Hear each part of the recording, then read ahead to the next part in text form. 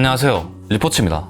카라바오컵 4강 1차전에서 토트넘이 첼시에게 2대0으로 패했습니다. 그마저도 베르너가 놓친 몇 번의 찬스가 아니었다면 더 큰 점수로 패할 수도 있었죠. 솔직히 2대0으로 끝난 게 다행인 수준의 경기력이었고, 그러다 보니 현지에서도 토트넘 선수들에 대한 비판이 많았습니다. 어쨌거나 4강 1차전에서 졌으니 당연한 수순이었죠. 그 중심이 된 건 에이스의 무게를 짊어진 손흥민이었습니다. 오늘 손흥민은 슈팅 0개, 기회 창출 0개, 드리블 성공 1번, 볼 경합 실패 13번으로 손흥민답지 않은 모습을 보여줬고, 코로나 복귀 이후 계속된 터치에서의 불안정성도 이어졌습니다. 그러다 보니 풋몹에서는 5.2점을 받았고, 현지 언론의 평점에서도 좋지 않은 평가를 들어야 했죠. 우선 인디펜던트에서는 손흥민에게 평점 4점을 주며, 손흥민이 토트넘 유니폼을 입고 뛴 경기 중에서 가장 형편없고 비효율적인 경기였다. 경기 기여가 저조했고 침투도 없었고 페널티 박스에 들어갈 기회도 없었다 라는 평가를 내렸습니다.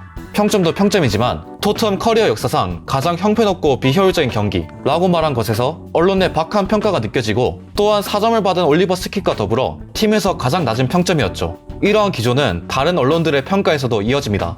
이브닝 스탠다드에서는 아예 기사 헤드라인을 겉돌았던 손흥민의 플레이와 악몽 같았던 탄강가의 날이라고 정했고, 역시 손흥민에게 4점을 주며 아주 간신히 임팩트를 보여줬고, 다른 장면에서는 계속 겉도는 플레이를 보여줬다.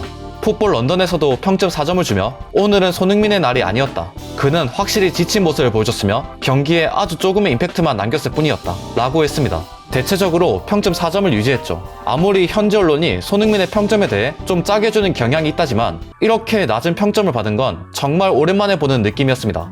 현지 팬들도 오늘 손흥민의 경기는 끔찍했다. 나는 소니를 사랑하지만 그는 이 경기에 기여한 바가 없다. 활동량, 경합, 온더볼도 형편없었고 첼시에게 공을 주기만 했다.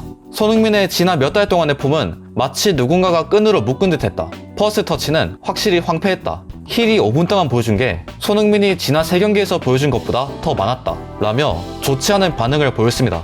어느 정도는 이해가 가는 반응입니다. 상대가 강팀인 첼시라고 하더라도 어쨌거나 런던 라이벌이고 토트넘에게 있어서 트로피는 상당히 간절하니까요.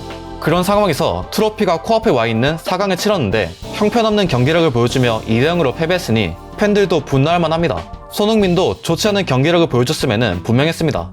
다만 손흥민과 토트넘이 과연 좋은 경기력을 보여줄 수 있는 상황이었는가? 라는 질문이 뒤따릅니다. 일단 토트넘은 코로나로 경기가 미뤄지며 휴식을 취했던 게 사실입니다. 하지만 훈련장도 폐쇄되며 제대로 훈련을 하지도 못한 채 리버풀과의 경기를 맞이해야 했죠. 그 이후로 토트넘은 17일 동안 6경기를 치러야 하는 강행군으로 접어듭니다. 이 과정에서 손흥민은 12월 23일에 있었던 카라바오컵 8강 웨스트햄전을 제외하면 모두 선발로 나서야 했고, 특히 지난 2경기였던 사우스햄튼, 와퍼드전은 경기 막판까지 치열했기에 빠질 수 없었습니다. 더군다나 코로나 여파를 회복할 시간도 없었던 거죠.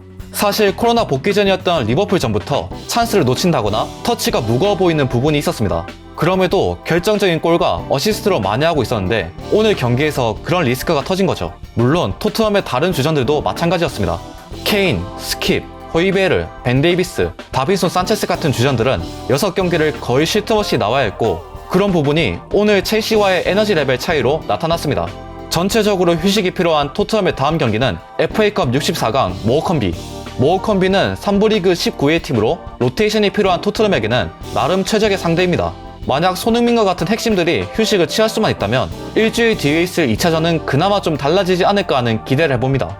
물론 그 다음에 있을 리그 경기가 아스날, 첼시라는 게 문제겠지만 그래도 당장의 리그컵에서는 오랜만에 체력을 충전하고 나올 수 있을 테니까요. 2008년 이후 14년 동안 트로피가 없던 토트넘에게 찾아온 또 한 번의 기회. 과연 손흥민의 토트넘이 홈에서 치러질 2차전에서 그 기회를 살릴 수 있을까요? 오늘 영상은 여기까지고요. 이 영상이 재밌었다면 구독, 좋아요, 알람 설정까지 시청해주셔서 감사합니다.